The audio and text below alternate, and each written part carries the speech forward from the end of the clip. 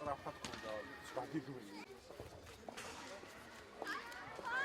და ის პრობლემები, რომელიც ცალცა რასაც პირდაპირ მიაქცია ყურადღება, იმიტომ რომ თქვა თოში დაცვა დგას და არ უშვებენ ეგეთი. ამ ადამიანებს ჰქონდათ პერსპექტივა ბათუმში დასაქმების. ბათუმში ჩამოსახლების მიზანი იყო, რომ დასაქმებულიყვნენ და სამწუხაროდ ყველაფერი გაჩერებულია ბათუმში, მარტო სახლი არ ყოფნის ადამიანს.